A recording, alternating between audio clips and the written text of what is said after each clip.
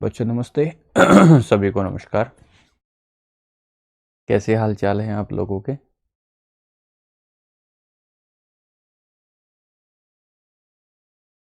कैसे हाल चाल हैं बताइए एक बार। साहिल, आर्यन, ज्योति, कल्पना, नवनीत, राधे राधे।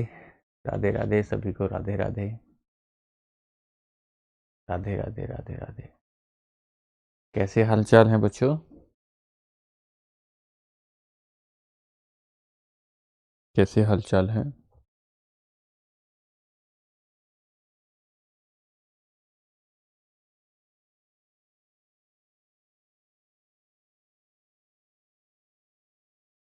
आवाज वगैरह सब आ रही है आप लोगों तक?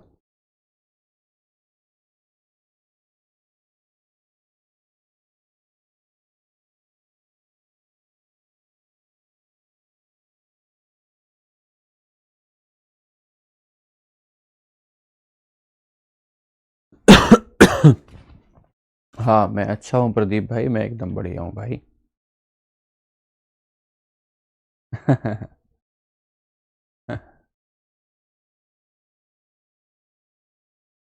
चलिए चलिए क्लास को शुरू करते हैं, आइए। और तेजी से आगे बढ़ते हैं। अब हम अपने बिल्कुल एकदम सिलेबस को एकदम कंप्लीट करने की स्थिति में आ गए। हाँ साहिल सहानी भाई, मैं एकदम बढ़िया हूँ। तो कंप्लीट करने की स्थिति में धीरे धीरे आ रहे हैं और अब जल्दी ही इसको कंप्लीट भी करेंगे। तो चलिए क्लास को शुरू करते हैं बिना किसी बात के।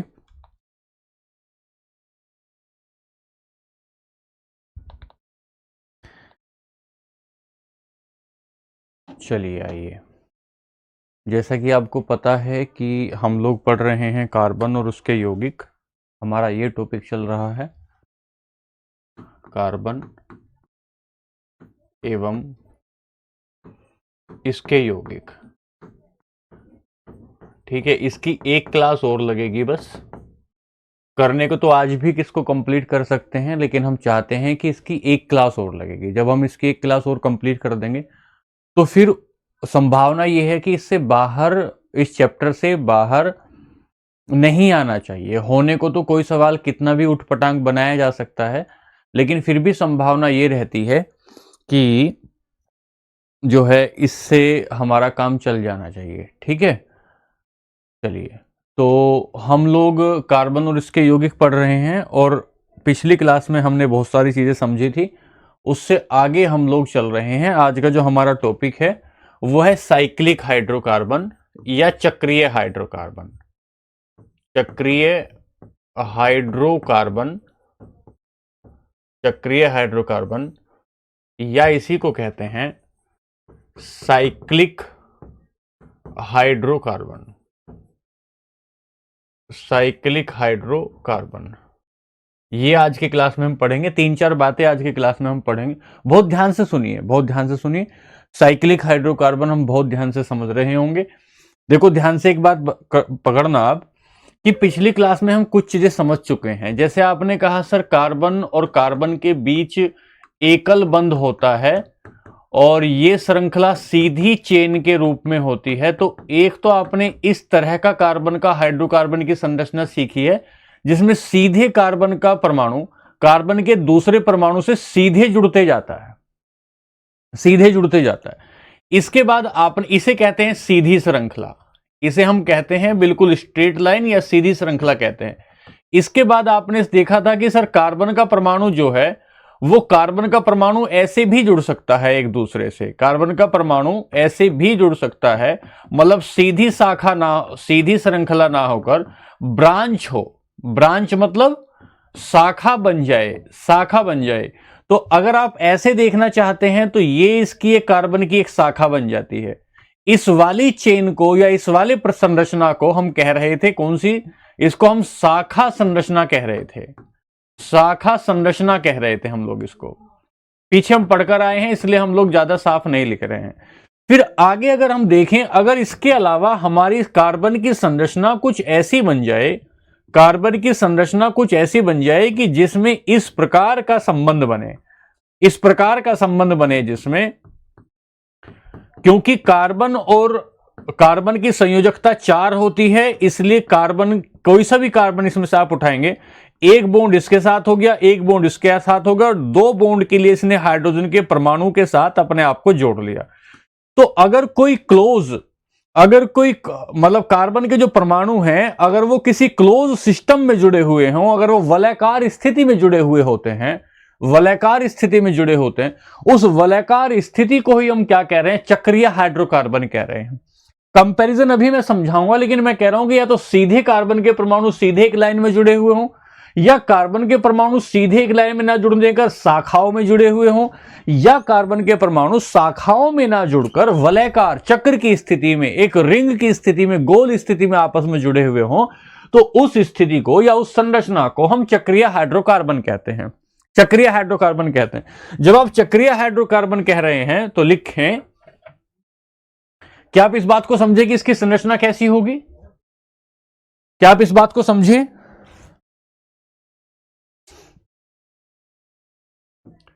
वे हाइड्रोकार्बन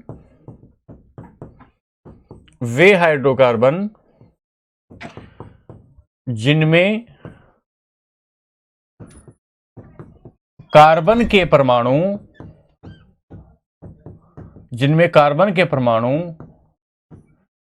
एक वलय या चक्र में व्यवस्थित होते हैं,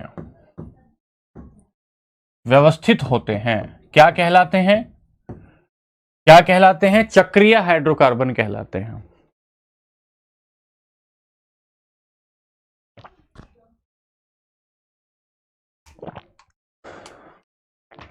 चक्रीय हाइड्रोकार्बन कहते हैं।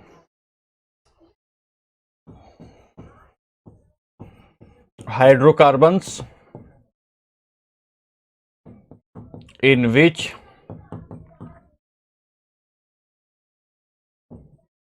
atom of carbons are arranged in a ring। एक वलय की स्थिति में जुड़े हुए होते हैं, उसे हम क्या कहते हैं? वलय की स्थिति में जुड़े हुए होते हैं, उसे हम क्या कहते हैं? उसे हम चक्रीय हाइड्रोकार्बन कहते हैं। उदाहरण लेंगे, एग्जाम्पल,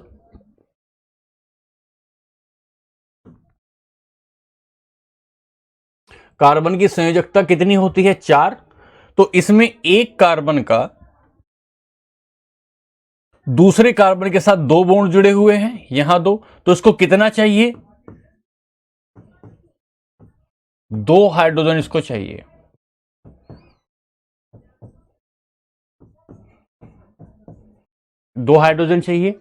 अब आप मुझे ये बताइए, इस संरचना को देख के आप कौन कौन सी बात बता सकते हैं?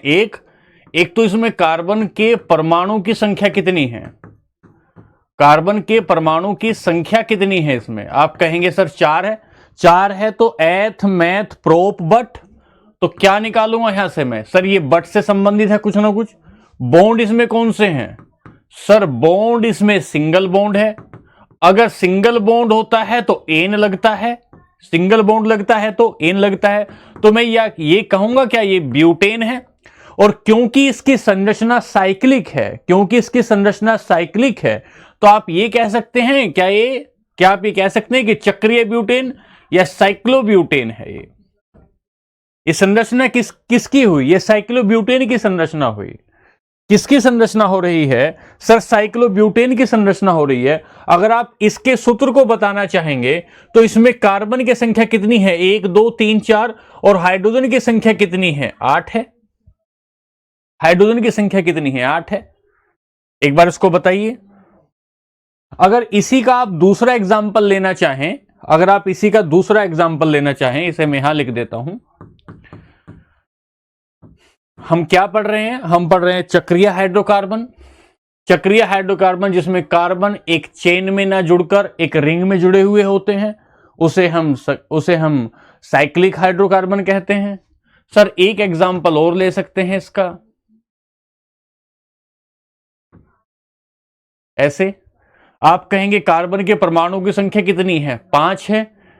5 है तो इसमें कार्बन की संयोजकता क्योंकि 4 होती है, अगर 4 होती है तो 2 से तो कार्बन खुद ही जुड़ा हुआ है और इसको कितने चाहिए बाहर, 2 हाइड्रोजन इसको चाहिए अपनी संयोजकता पूरा करने के लिए। तो ये अब मुझे इसमें इसका नामकरण करना है, नामकरण करूं तो मैं ये बताऊंगा कि C5 है, C5 है। H कितना है, 2 2 4 2 6 2 8 और 10, H 10 है। Meth eth prop but, meth eth prop but pent, pent तो पेंट आ जाएगा। बॉन्ड सिंगल है क्या, बॉन्ड कैसा है, सिंगल बॉन्ड है। अगर सिंगल बॉन्ड होता है तो पेंटेन आ जाएगा, पेंटेन आ जाएगा। और क्योंकि ये साइक्लिक है तो आप कहेंगे ये साइक्लोपेंटेन है, आप कहेंगे ये साइक्लोपेंटेन है, ये साइक्लोपेंटेन है। 2 2 4 2 6 2 8, वहां पर 2 2 4 2 6 2 8 और 10, C5H10 C4H8 ऐसे बनेगा। ये साइक्लोब्यूटेन है, ये साइक्लोपेंटेन है। बात ठीक है यहां तक, यहां तक बात ठीक है। हमने क्या कहा, हमने ये बात समझाने की कोशिश की आपको क्या कि सर चक्रीय हाइड्रोकार्बन क्या होते हैं, वे हाइड्रोकार्बन जिनमें कार्बन के परमाणु एक वलय या चक्र में व्यवस्थित होते हैं उन्हें हम साइक्लो जो है हाइड्रोकार्बन कहते हैं। और उसमें साइक्लोब्यूटेन हो सकता है, साइक्लोपेंटेन हो सकता है, साइक्लोहेक्सेन हो सकता है। अगर हेक्सेन होगा तो उसका देखिए एक सवाल, सवाल ले लीजिए, ये 2022 में आया हुआ सवाल है। साइक्लोहेक्सेन में कार्बन और हाइड्रोजन के बंधन होते हैं, इसलिए इसमें कुल इतने बंध होते हैं और सहसंयोजक बंध इतने होते हैं। अगर साइक्लोहेक्सेन है तो हेक्स का मतलब 6 होता है। अगर 6 है तो कार्बन के परमाणु कैसे जुड़े हुए होंगे इसमें, अगर 6 है, थोड़ा साफ साफ बना के दिखाते हैं कि सवाल किस प्रकार पूछ रहा है आपसे।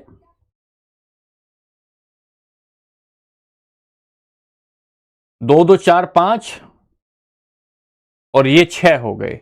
साइक्लोहेक्सेन है, साइक्लो मतलब चक्र में जुड़े होंगे, हेक्सेन मतलब 6 होंगे। एक कार्बन को कितने चाहिए, एक कार्बन को कितने चाहिए भाई हाइड्रोजन, एक कार्बन को हाइड्रोजन 2 चाहिए।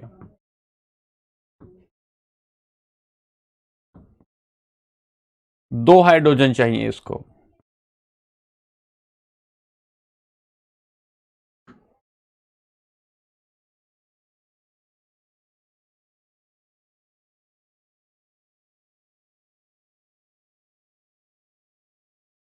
लीजिए ऐसा कुछ संरचना बनेगी। अगर ऐसी संरचना बनेगी तो कार्बन और हाइड्रोजन में कितने बंध हैं आप देखें तो आप बताएंगे कार्बन और साइक्लोहेक्सेन में, कार्बन में 1 2 3 4 5 6 बंध हैं, 6 बंध हो गए, ठीक है, एक बात हो गई। इसलिए कुलबंध जो बनते हैं कार्बन और कार्बन के बीच में, जो कुलबंध बन रहे हैं वो कितने बन रहे हैं, यहां पर आएगा कार्बन और कार्बन के बीच जो बंध है और कार्बन और हाइड्रोजन के बीच जो बंध है ये आ जाएंगे यहां पर 2 2 4 2 6 2 8 2 10 और 2 12, ये 12 हो जाएगा। और 12 और 6 टोटल कितना हो जाएगा, 18 हो जाएगा। 6 12 18, 6 12 18। क्या बात क्लियर हुई आपको साइक्लोहेक्सेन में? अगर ऐसा सवाल कभी आया साइक्लोपेंटेन, साइक्लोहेक्सेन, साइक्लोमेथेन, ऐसा कोई सवाल आया तो आप उसकी संरचना ऐसे बनाएंगे, साइक्लिक वे में उसकी संरचना बनाएंगे। कार्बन की संयोजकता क्योंकि 4 होती है तो उस हिसाब से हम किसको बैठा देंगे, उस हिसाब से हम हाइड्रोजन को बैठा देंगे। ये बात हो गई। अगला लेते हैं, इनमें से कौन सा सूत्र चक्रीय हाइड्रोकार्बन का है, इनमें से कौन सा सूत्र चक्रीय हाइड्रोकार्बन का है। अभी अपने आपने देखा कि चक्रीय सूत्र क्या बन रहा है, CnH2n बन रहा है, यह सूत्र बनकर निकल के आ रहा है एल्केन का। यहां से देखें जरा एक बार, यहां पर देखिए, इसे मैं कह सकता हूं CN2n, ये बना, इसे क्या कहूंगा, CnH2n ये बना। तो इस सूत्र को मैं ये कह सकता हूं ना, इस सूत्र को मैं ये कह सकता हूं ना कि साइक्लो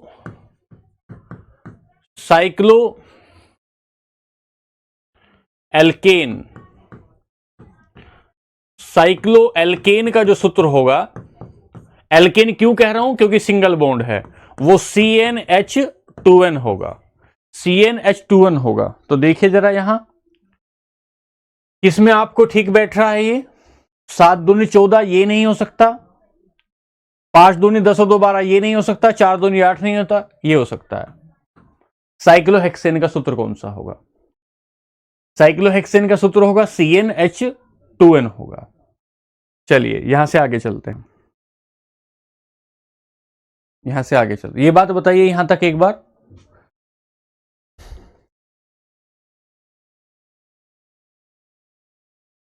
ये बात बताइए, अब यहां लिखिए जरा,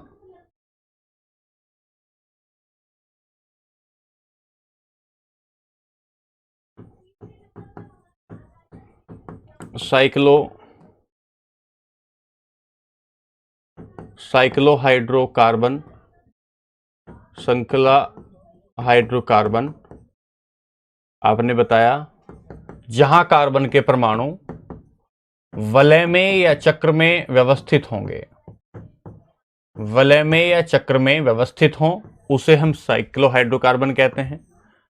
साइक्लोहाइड्रोकार्बन दो प्रकार के हो सकते हैं, एक को आप संतृप्त कहेंगे, एक को आप सैचुरेटेड कहते हैं, और एक को आप असंतृप्त कहते हैं।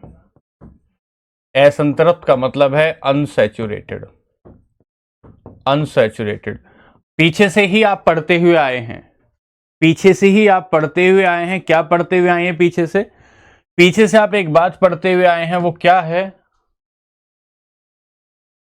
वो क्या है कि जो सैचुरेटेड होते हैं उसमें कार्बन और कार्बन के बीच में सिंगल बॉन्ड होता है, कार्बन और कार्बन के बीच में सिंगल बॉन्ड होता है। अनसैचुरेटेड जो होते हैं उनमें डबल या ट्रिपल बॉन्ड होता है, डबल या ट्रिपल बॉन्ड होता है। इसका सूत्र क्या बनता है एल्केन का? ये पीछे वाली ही बात है। इसका सूत्र क्या बनता है? अगर एल्केन का सूत्र बनेगा, यहां एल्केन का सूत्र बनता है, तो एल्केन का सूत्र बनता है CnH2n+2। अब यहां जरा ध्यान देंगे, एल्केन का सूत्र बनता है CnH2n+2, लेकिन साइक्लो एल्केन का जो सूत्र बनेगा, साइक्लो एल्केन का जो सूत्र बनेगा, साइक्लो एल्केन का जो सूत्र बनेगा वो बनेगा CnH2n, CnH2n। लेकिन अगर सवाल पूछेगा साइक्लो एल्काइन का या एल्कीन का, साइक्लो एल्कीन का जो सूत्र बनेगा वो बनेगा CnH2n-2। ये ध्यान देंगे जरा, इस बात को थोड़ा रटना पड़ेगा, अभी देखेंगे जरा।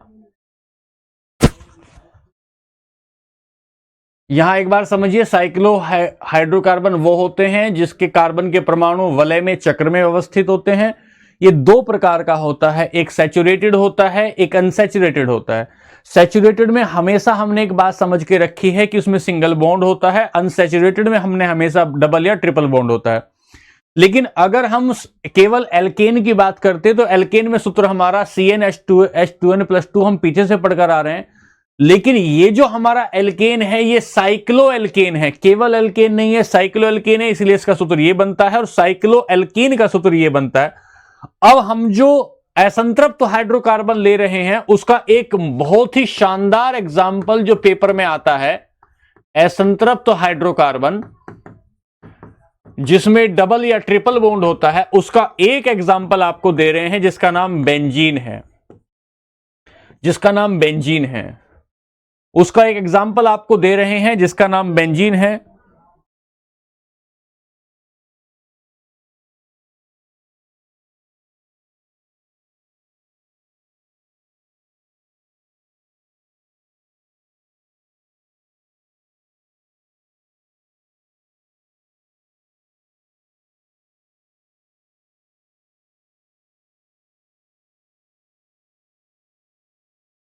देखिए यहां जरा,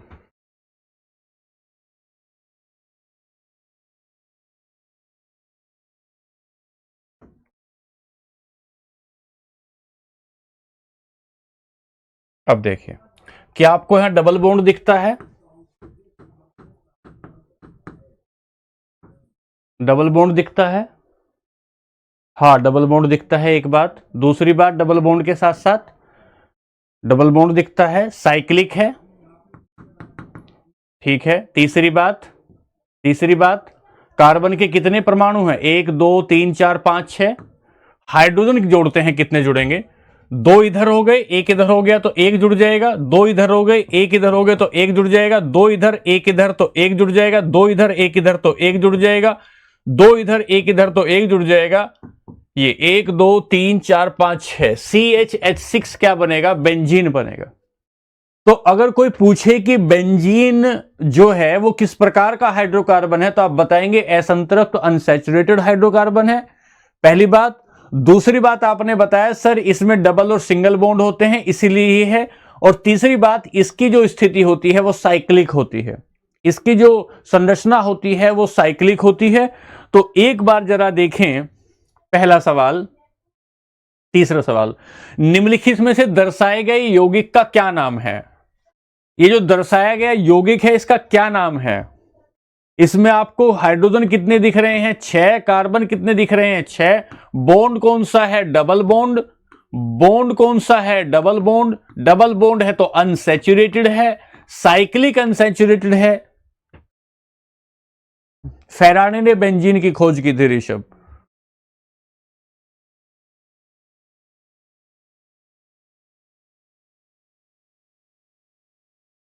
हेक्सेन कैसे कह रहे हो बच्चा? हेक्सेन कह रहा है कोई। ए कैसे? आशीष ए कैसे कह रहे हो भाई? सिंगल बॉन्ड होता तभी तो आप एन कहते। ये सिंगल बॉन्ड नहीं है, डबल बॉन्ड दिख रहा है, डी है। अगला सवाल, अणुसूत्र C6H6 वाला चक्रीय हाइड्रोकार्बन कौन सा होता है? अणुसूत्र C6H6 वाला हाइड्रोकार्बन जो है वो कौन सा होता है?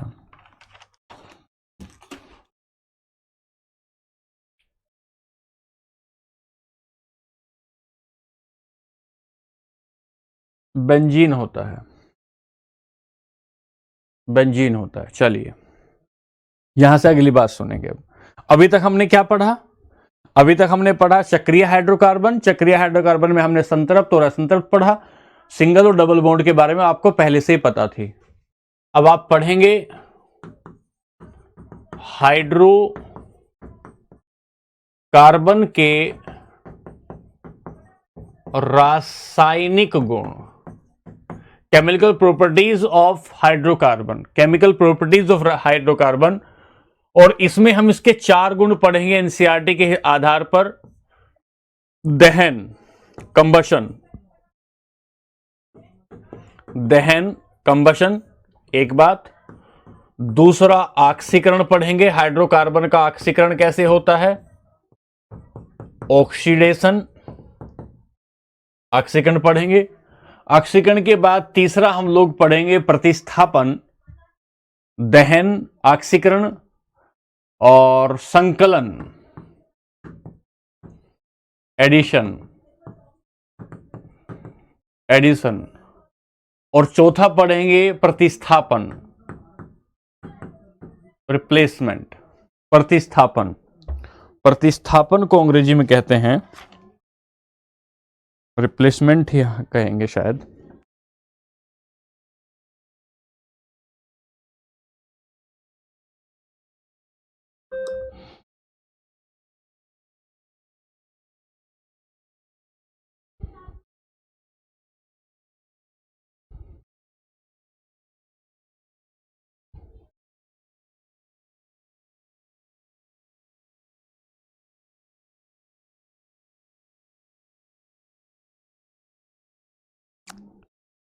सब्स्टिट्यूशन।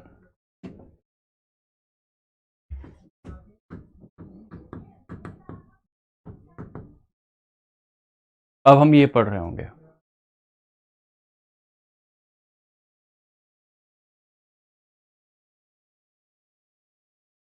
चलिए हम पढ़ रहे हैं हाइड्रोकार्बन के रासायनिक गुण। और पहला रासायनिक गुण पढ़ेंगे ऑक्सीकरण। ऑक्सीकरण, जब कार्बन के यौगिकों का, पहला मैं ले रहा हूं, पहला दहन या कंबशन। जब कार्बन के यौगिकों का कंबशन होता है, ऑक्सीकरण होता है, तो उसमें से प्रकाश और ऊष्मा निकलती है। प्रकाश, कार्बन डाइऑक्साइड और ऊष्मा निकलती है। तो अगर हम कंबशन की बात करेंगे, कंबशन की बात करेंगे, पहला दहन लेंगे तो दहन में लिखेंगे कार्बन यौगिकों के दहन से, बस लिख के दिखा रहा हूं, अगले में नहीं लिखेंगे, कार्बन यौगिकों के दहन से कार्बन डाइऑक्साइड, ऊष्मा तथा प्रकाश का उत्सर्जन होता है,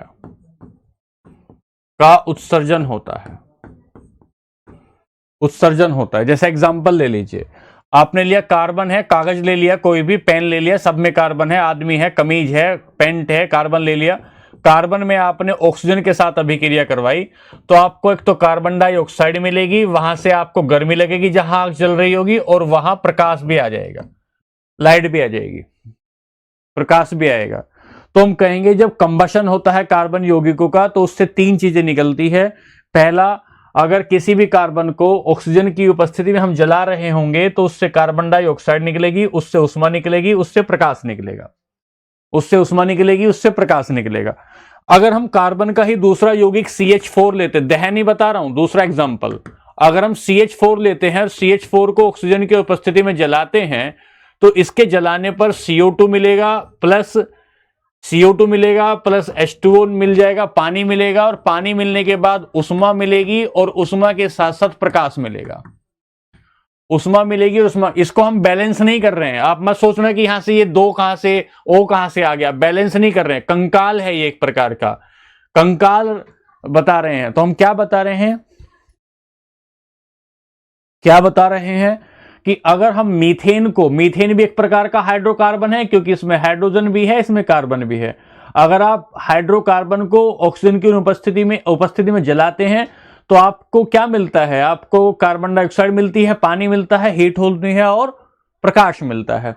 ऐसे ही एक तीसरा एग्जाम्पल अगर आप ले लें, आपने कल की क्लास में पढ़ा था CH3CH2OH, इसे आपने क्या कहा था, इसे आपने कहा था C2H5। ये एक प्रकार का क्या है, C2H5OH कह सकते हो। तो ये क्या है, ये एथिल एथिल एल्कोहल है ना। एथिल एल्कोहल को जब आप जलाते हैं तो एथिल एल्कोहल को जलाने के बाद आपको जो मिलेगा वो हीट मिलेगी, ऊष्मा मिलेगी, हीट मिलेगी, ऊष्मा मिलेगी, CO2, H2O, ऊष्मा और प्रकाश।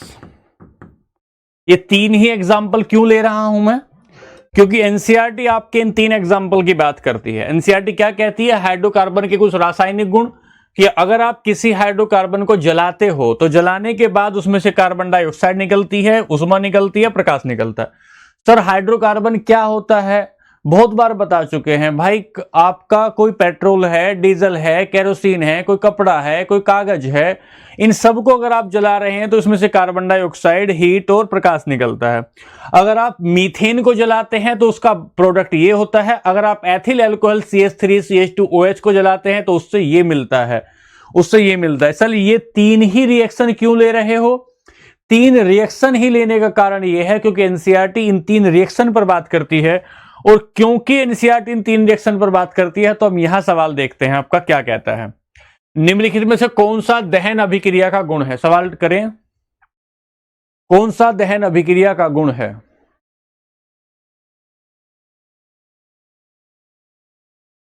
कौन सा दहन अभिक्रिया का गुण है।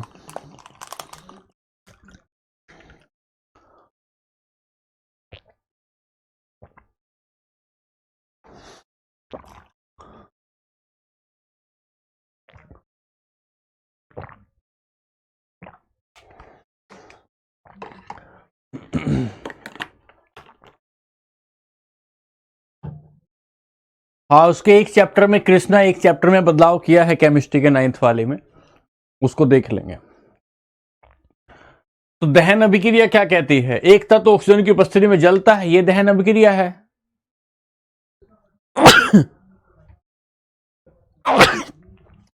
ऑक्सीजन की उपस्थिति में जलता है। अगला ले, ऑक्सीजन में कार्बन के जलने से कार्बन डाइऑक्साइड उत्पन्न होने पर कौन सी अभिक्रिया होती है, कौन सी अभिक्रिया होती है, तेजी से बताएंगे।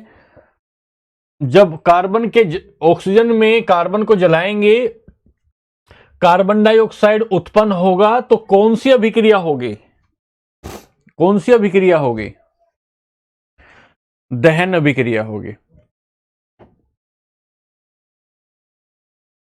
दहन अभिक्रिया होगी। अभी तो बता रहा हूं भाई, फिर भी गलत जवाब दे रहे हो। दहन अभिक्रिया होगी। अगला, कार्बन अपने सभी अपरूपों में ऑक्सीजन के साथ जलकर क्या बनाता है? कार्बन अपने सभी अपरूपों के साथ मतलब क्या है? अगर हीरे को जलाओगे, ग्रेफाइट को जलाओगे, ग्रेफीन को जलाओगे, फुलेरीन को जलाओगे, कोयले को जलाओगे, अरे किसी को भी जलाओगे तो क्या देगा वो? क्या देता है कार्बन किसी के साथ जलकर? मीथेन नहीं देता। अभी तो बताया, कार्बन और ऑक्सीजन के साथ जलता है तो CO2 देता है, हीट देता है, उष्मा कह सकते हो। और क्या देगा आपको? लाइट देगा, प्रकाश देगा। तो कार्बन डाइऑक्साइड देता है। कार्बन डाइऑक्साइड देता है। बात समझ में आ रही होगी जहां तक मुझे लग रहा है। अगला, मीथेन ऑक्सीजन के साथ जलने पर निम्नलिखित में से कौन सा उत्पाद बनाती है? 2024 का सवाल है। मीथेन कौन सा बनाती है? 2024 का सवाल है।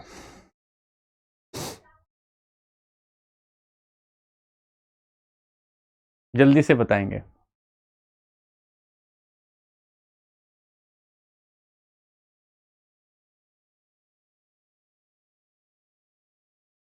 मीथेन अभी तो बताया था कि CH4 जब पानी के साथ मिल जाती है तो क्या बनाती है? CO2 बनाती है, H2O बनाती है, ऑक्सीजन के साथ जलने पर हीट बनाती है और लाइट बनाती है।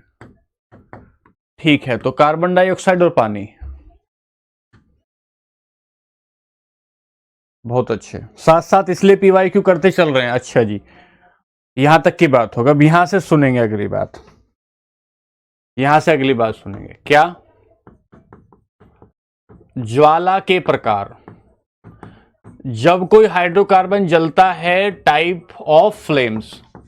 जब कोई हाइड्रोकार्बन जलता है तो जलने के बाद वो किस प्रकार की ज्वाला देगा? वो नीली लो देगा या वो पीली लो देगा? ये इस बात पर डिपेंड करता है कि वो संतृप्त सैचुरेटेड हाइड्रोकार्बन है या असंतृप्त हाइड्रोकार्बन है, या असंतृप्त हाइड्रोकार्बन है। अगर वो सैचुरेटेड हाइड्रोकार्बन है तो वह स्वच्छ नीली लो देता है। जैसे अगर आप गैस देखते हैं, अपना गैस जलाते हैं तो वह स्वच्छ नीली लो देता है। और अगर वो असंतृप्त हाइड्रोकार्बन है, जब भी असंतृप्त देखेंगे तो ये ध्यान देंगे, कार्बन कार्बन के बीच सिंगल बॉन्ड होता है सूत्र में। कार्बन और कार्बन के बीच डबल या ट्रिपल बॉन्ड होता है, ये देखना है। जब सैचुरेटेड का हाइड्रोकार्बन को जलाओगे तो वो स्वच्छ नीली लो देता है, नीली लो देता है। और जब असंतृप्त हाइड्रोकार्बन को जलाते हैं तो वह पीली लो देता है। पीली लो या पीली ज्वाला देता है, येलो फ्लेम देता है। दो बातें तो ये हो गई। नोट यहां पर क्या बनाना है? यहां पर नोट क्या बनाना है? नोट ये है कि अगर संतृप्त हाइड्रोकार्बन में भी, संतृप्त हाइड्रोकार्बन में भी वायु की उपस्थिति कम हो, वायु कम हो, तो वह भी पीली लो देने लगता है, पीली लो देता है। और बर्तन की तली को काला कर देता है, और बर्तन की तली को काला कर देता है। मतलब क्या है? संतृप्त हाइड्रोकार्बन, हमारी LPG जो है वो संतृप्त हाइड्रोकार्बन है। अगर आप उसे जलाते हैं तो वह स्वच्छ नीली लो देती है। लेकिन अगर उसमें, जहां पर आप गैस जलाते हैं, उस गैस में जो छोटे छोटे छेद होते हैं और उनमें राख भर जाती है या उसमें हवा नहीं जा रही है तो कई वो धुआं छोड़ने लगता है और पीली रोशनी उसमें से आने लगती है। आप फिलहाल के लिए इतना समझेंगे कि ज्वाला जब हाइड्रोकार्बन को जलाते हैं, हाइड्रोकार्बन एक प्रकार के ईंधन होते हैं। संतृप्त होगा तो नीली लो देगा, असंतृप्त होगा तो पीली लो देगा। सवाल ले लीजिए, असंतृप्त यौगिकों को जलाने पर क्या प्राप्त होता है? असंतृप्त यौगिकों को जलाने पर क्या प्राप्त होता है? सवाल ले लीजिए आराम से। असंतृप्त को जलाने पर क्या प्राप्त होता है? अभी अभी बताया है आपको, सैचुरेटेड, नॉन सैचुरेटेड। इसकी नीली लो आएगी, इसकी पीली लो आएगी। बहुत बढ़िया। सवाल इसलिए दिखा रहा हूं साथ साथ में ताकि जानकारी हो जाए। चलिए, इनमें से कौन सा हाइड्रोकार्बन सामान्यतः स्वच्छ ज्वाला उत्पन्न करता है? स्वच्छ ज्वाला उत्पन्न करता है। स्वच्छ ज्वाला उत्पन्न करते हैं कौन? स्वच्छ ज्वाला उत्पन्न कौन करते हैं? संतृप्त हाइड्रोकार्बन। संतृप्त हाइड्रोकार्बन करते हैं। और जो संतृप्त हाइड्रोकार्बन होते हैं उनकी खास बात क्या होती है? उनकी खास बात होती है वो सिंगल बॉन्ड होते हैं। वो क्या होते हैं? वो सिंगल बॉन्ड होते हैं। यहां आ जाइए, सिंगल बॉन्ड है तो एन क्या होगा? सिंगल बॉन्ड होगा। आइन क्या होगा? डबल बॉन्ड होगा। एथिलीन छोड़ दीजिए, एथीन एथाइन ट्रिपल बॉन्ड होगा और इन जो होगा डबल बॉन्ड होगा। एथिलीन यहां छोड़ दीजिए, तो यहां आपको क्या मिलेगा? एथेन मिलेगा। ऐसे आपको ऐसे भी देखना पड़ेगा। ऐसे भी सवाल आ सकता है कि सिंगल कौन सा इसमें से स्वच्छ ज्वाला उत्पन्न करता है, तो आपको स्वच्छ ज्वाला के लिए आपको पता है कि वो संतृप्त हाइड्रोकार्बन होता है। संतृप्त के लिए पता होगा आपको कि एन होता है। एन होता है या आइल होता है, मिथाइल वगैरह, उसमें उसमें भी आपको सिंगल मिलता है। ढूंढ लेना है फिर आपको। चलिए जी, दहन अभिक्रिया पूरी हुई। दहन अभिक्रिया के बाद नंबर 2 आएंगे जिसे कहते हैं ऑक्सीकरण अभिक्रिया। जिसे कहते हैं ऑक्सीकरण अभिक्रिया। ऑक्सीकरण अभिक्रिया का मतलब होता है ऑक्सीडेशन। जब मैं आपको रासायनिक अभिक्रिया पढ़ा रहा था तो मैंने आपको बताया था कि अगर किसी भी परमाणु में या किसी परमाणु के समूह में ऑक्सीजन जुड़ जाता है, ऑक्सीजन का जुड़ना, एडिशन ऑफ ऑक्सीजन, अगर ऑक्सीजन जुड़ता है तो उस अभिक्रिया को हम क्या कहते हैं? उसे ऑक्सीकरण अभिक्रिया कहते हैं। आपको ऑक्सीकरण पढ़ाया था और ऑक्सीडेशन और रिडक्शन पढ़ाया था ना, तो ऑक्सीकरण पढ़ाया था। अब आप बताइए, इसमें एक एग्जांपल दिया है एनसीईआरटी ने, CH3CH2OH को, CH3CH2 और OH को क्षारीय पोटेशियम परमैंगनेट KMnO4, क्षारीय पोटेशियम परमैंगनेट KMnO4 की उपस्थिति में अगर हम जलाते हैं तो ये CH3COOH बन जाता है। इसे हम लोग कार्बोक्सिल अम्ल बोलते हैं। कार्बोक्सिल अम्ल बोलते हैं।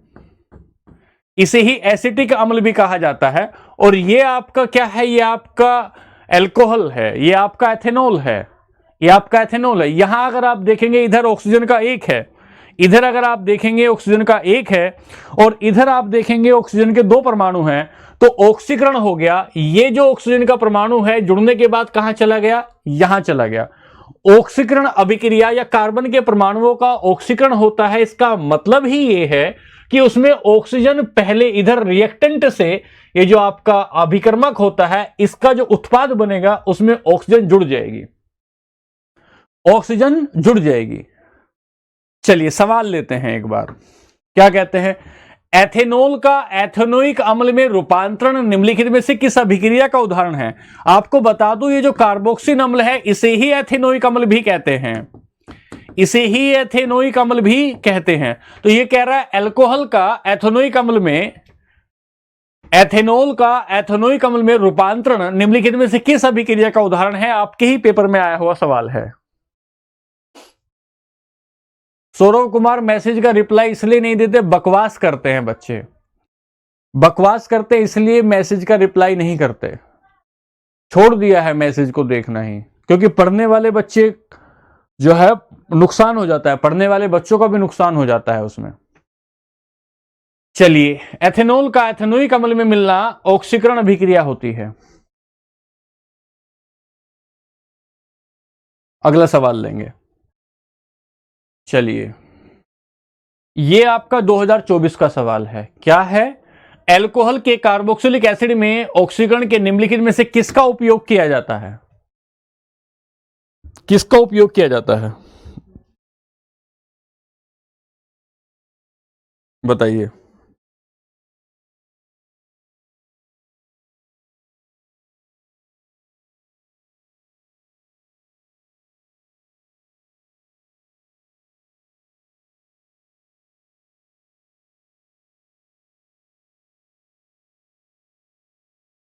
अल्कोहल के कार्बोक्सिल अम्ल में किसका भी प्रयोग करते हैं?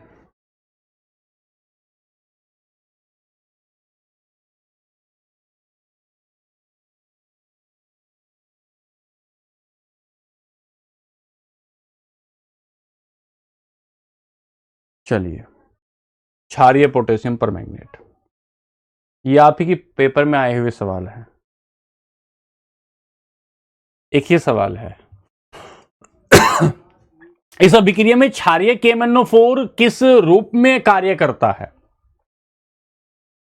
एल्कलाइन पोटेशियम परमैंगनेट किस रूप में काम करता है इसमें? तो आपको पता है ऑक्सीडाइजिंग एजेंट है, ये एक प्रकार का ऑक्सीकारक है, ऑक्सीडाइजिंग एजेंट है। दो हो गए, दहन देख लिया कि आपका जो हाइड्रोकार्बन होता है उसका दहन कैसे होता है, और एक आपने समझा है इसका ऑक्सीडेशन, ऑक्सीकरण कैसे करता है। तीसरा देखते हैं,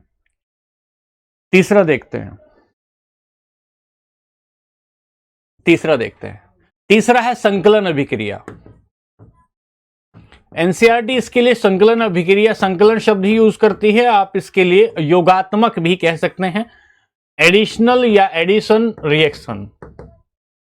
ध्यान से सुनेंगे क्या है, छोटी छोटी बात समझनी है। जब आप असंतृप्त हाइड्रोकार्बन हो, कोई असंतृप्त मतलब अनसैचुरेटेड सिंगल बॉन्ड, असंतृप्त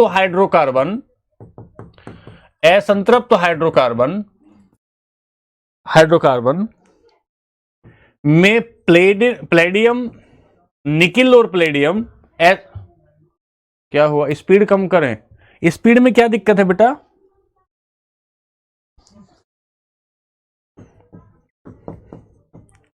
पैलेडियम तथा निकिल की प्रेजेंट में की उपस्थिति में असंतृप्त हाइड्रोकार्बन में पैलेडियम तथा निकिल की उपस्थिति में जो एक प्रकार के उत्प्रेरक हैं, उत्प्रेरक कौन से होते हैं? जो अभिक्रिया को तेज कर देते हैं। हाइड्रोजन परमाणु जुड़ जाता है, हाइड्रोजन परमाणु का जुड़ना क्या कहलाएगा? थ्योरी क्या बनी? असंतृप्त हाइड्रोकार्बन में, अनसैचुरेटेड हाइड्रोकार्बन में पैलेडियम और निकिल की उपस्थिति में, ये दोनों उत्प्रेरक हैं, इसकी उपस्थिति में अगर हाइड्रोजन परमाणु जुड़ जाता है तो बनकर क्या तैयार होता है? संतृप्त हाइड्रोकार्बन, संतृप्त हाइड्रोकार्बन, संतृप्त हाइड्रोकार्बन बनकर तैयार होता है। ऐसी अभिक्रिया को हम क्या कहते हैं? संकलन अभिक्रिया कहते हैं। ऐसी अभिक्रिया को हम संकलन अभिक्रिया कहते हैं। संकलन अभिक्रिया मतलब जोड़ की अभिक्रिया है। जोड़ की अभिक्रिया का मतलब क्या है? कि जिसमें असंतृप्त जो है वो संतृप्त में बदलेगा। क्या जुड़ने के बाद? हाइड्रोजन के परमाणु जुड़ने के बाद संतृप्त में जुड़ेगा। एग्जाम्पल लेंगे, कार्बन और कार्बन के बीच डबल बॉन्ड है। अगर ये डबल बॉन्ड है, इसका मतलब ये है कि ये एक प्रकार का असंतृप्त हाइड्रोकार्बन है। क्या जुड़ेगा इसमें? हाइड्रोजन जुड़ेगा। किसकी उपस्थिति में? पैलेडियम या निकिल की, पैलेडियम या निकिल की उपस्थिति में। और ये बनकर क्या तैयार होगा? सर बनकर क्या तैयार होगा? बनकर ये तैयार होगा आपका जो है संतृप्त हाइड्रोकार्बन, संतृप्त हाइड्रोकार्बन।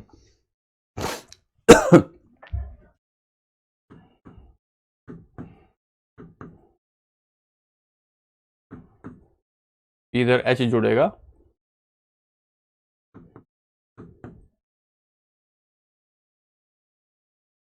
एक दो तीन चार, ये H जुड़ गया आपका। ये R डिनोट करता है आपको, ये जो R डिनोट कर रहा है, ये R डिनोट कर रहा है जो आपका फंक्शनल ग्रुप थे, उन फंक्शनल ग्रुप को छोड़कर जो कोई अन्य कार्बनिक ग्रुप होगा उसे R से डिनोट करते हैं। आपने पिछली क्लास में फंक्शनल ग्रुप समझे थे, फिर बता रहा हूं आदित्य, दोबारा से समझो भाई क्या कह रहा हूं। संकलन अभिक्रिया क्या होती है? अगर कोई असंतृप्त हाइड्रोकार्बन किस में बदलेगा? संतृप्त हाइड्रोकार्बन में बदलेगा। डबल बॉन्ड किस में बदल जाएगा? सिंगल बॉन्ड में बदलेगा। कैसे करके? हाइड्रोजन का परमाणु इसमें जुड़ेगा। ये हाइड्रोजन इसमें जुड़ रही है, किसकी उपस्थिति में जुड़ेगा? पैलेडियम और निकल की उपस्थिति में जुड़ेगा। आर क्या है? आर वही बता रहा हूं, आर क्या है? आर है फंक्शनल ग्रुप जो हमने देखा था, OH C डबल OH देखा था, ON देखा था, एल्डिहाइड देखा था, एल्कोहल देखा था, कार्बोक्सिल एसिड देखा था, ईथर देखा था। उनको हटा के जो भी कार्बनिक यौगिक बनेगा उनको हम R से डिनोट कर देते हैं, R से डिनोट कर देते हैं। एक बच्चा पूछ रहा है संतृप्त हाइड्रोकार्बन क्या होता है? हद है भाई, अब क्या बताऊंगा तुम्हें क्या होता है। संकलन अभिक्रिया में आ गए, सवाल देखते हैं क्या होता है। निकिल उत्प्रेरक की उपस्थिति में वनस्पति तेलों का हाइड्रोजनीकरण करने वाली रासायनिक अभिक्रिया का क्या कहलाती है। ये जो मैं आपको यहां बता रहा हूं ना, ये वाला, ये है आपका वेजिटेबल ऑयल, और वेजिटेबल ऑयल घी में तब्दील हो जाता है, वेजिटेबल घी में तब्दील हो जाता है। इस प्रक्रिया को ही हाइड्रोजनीकरण की अभिक्रिया कहते हैं। जो आपका तेल है वो डालडा में लोग बदल देते हैं इसमें हाइड्रोजन मिलाने के बाद। चलिए, आपको समझ में नहीं आएगा ज्योति, आपने पूरा बैच ही खत्म कर दिया है, आपको समझ में नहीं आएगा बिल्कुल भी, ठीक है। पूरा बैच ही इसी चक्कर में आपने खत्म कर दिया है। चलिए, निकिल और पैलेडियम की उपस्थिति में हमें पता है कि कौन सी अभिक्रिया होती है। उन्मूलन नहीं होती, रिडक्शन नहीं होती, संकलन अभिक्रिया होती है। संकलन अभिक्रिया होती है। असंतृप्त हाइड्रोकार्बन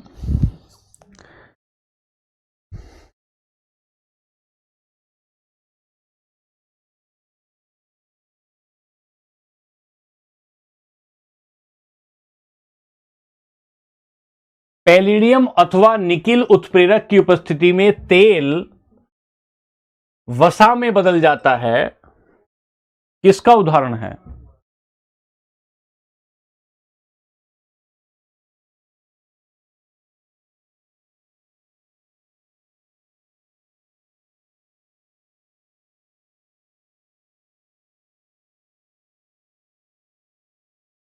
तीन चार क्लास और होंगी भाई आपकी, बस फिर आपको हमसे और हमें आपको छुटकारा मिल जाएगा। मोहम्मद बिन तुगलक के जाने पर लोगों ने मोहम्मद बिन तुगलक के बारे में, एमबीटी के बारे में यह लिखा, जिन्हें जोना खां कहा जाता था, कि जनता को राजा से और राजा को जनता से छुटकारा मिल गया। आपको भी 3 दिन में केमिस्ट्री से छुटकारा मिल जाएगा। मोहम्मद बिन तुगलक के बारे में यह कहा जाता है। चलिए, एक और लेते हैं। नंबर 4 है प्रतिस्थापन अभिक्रिया, कि कार्बन के यौगिक अगर प्रतिस्थापन अभिक्रिया करते हैं तो क्या होता है। सब्स्टिट्यूशन रिएक्शन क्या होता है। आपको ये ध्यान देनी है, आपको ये बात ध्यान देनी है कि अगर संतृप्त हाइड्रोकार्बन में हाइड्रोजन परमाणुओं को अन्य परमाणुओं द्वारा हटा दिया जाता है, अन्य परमाणुओं द्वारा हटा दिया जाता है, तो उसे हम प्रतिस्थापन अभिक्रिया कहते हैं। हम सिर्फ इतना बताना चाह रहे हैं कि संतृप्त हाइड्रोकार्बन में संतृप्त हाइड्रोकार्बन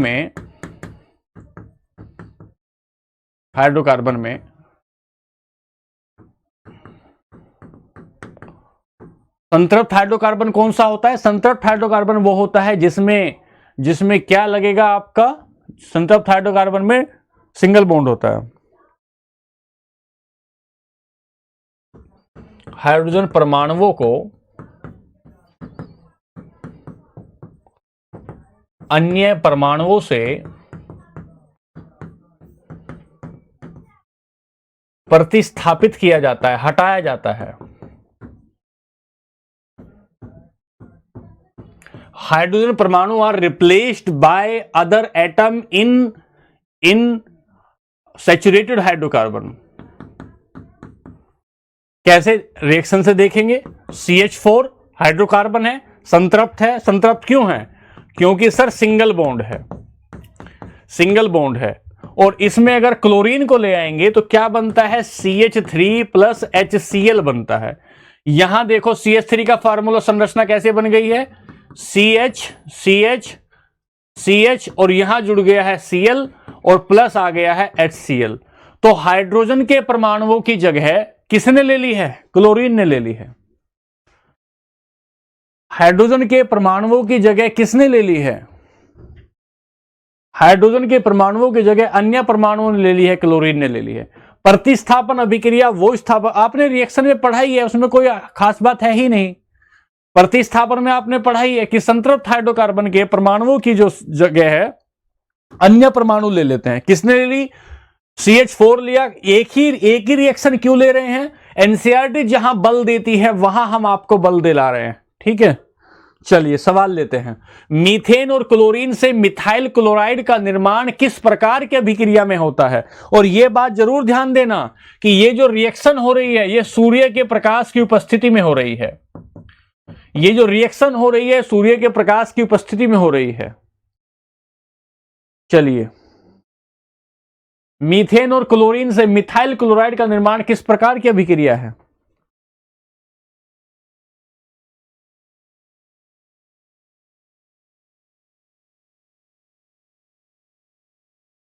अभी तो बताया है।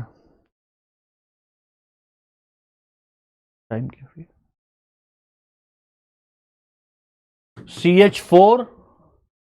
CH4 की संरचना क्या दिख रही है आपको? CH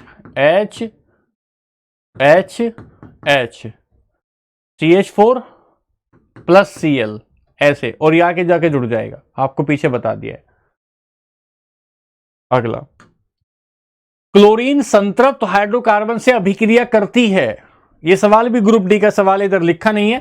क्लोरीन भी हाइड्रोकार्बन, संतृप्त हाइड्रोकार्बन, CH4 संतृप्त हाइड्रोकार्बन है ना, इसके साथ क्लोरीन रिएक्शन करती है। तो कब रिएक्शन करती है? सूर्य के प्रकाश की अनुपस्थिति में, सूर्य के प्रकाश की उपस्थिति में, जल की उपस्थिति में, हाइड्रोक्लोरिक अम्ल की उपस्थिति में। किसकी उपस्थिति में करती है?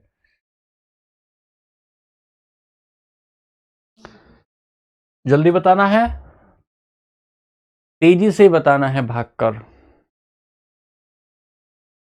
ऑप्शन नंबर बी, सूर्य के प्रकाश की उपस्थिति में। नोट्स बनाया होगा आपने।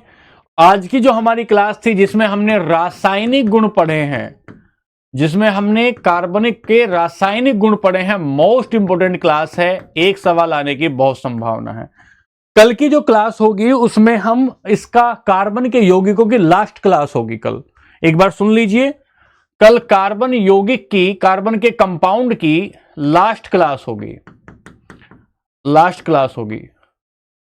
और फिर उसके बाद लास्ट यूनिट आपकी शुरू करेंगे कल या परसों, जिसे हम कहेंगे दैनिक जीवन में रसायन। दैनिक जीवन में रसायन। इसमें मुश्किल से आपकी 2 क्लास लगेंगी, 1 या मुश्किल से 2 क्लास लगेंगी।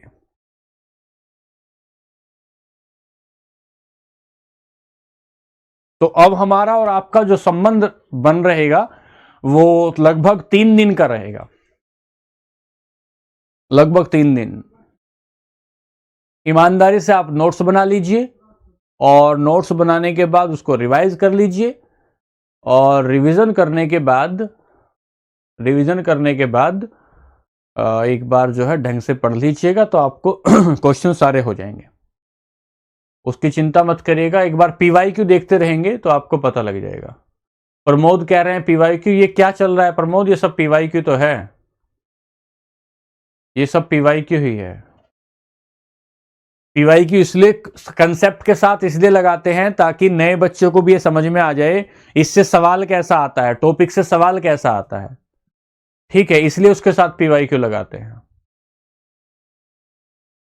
हम अपने बने हुए सवाल नहीं ला रहे हैं, सवाल वो ला रहे हैं सारे जो पेपर ने पूछे हैं, ऐसे करके, ताकि आपको ये समझ में आ जाए कि जो जो टॉपिक है आपकी क्लास का, जो आपके पेपर के लिहाज से खास होती है, वो पेपर के लिहाज से हम टॉपिक को लेकर आते हैं। चलिए ठीक है, तो कल मिलेंगे और कल फिर आगे की बात करेंगे बच्चों। ठीक है, आराम से रहिए, पढ़ाई करिए, रिवीजन करते रहिए, कल फिर मिलेंगे। चलिए आज के लिए नमस्ते, धन्यवाद।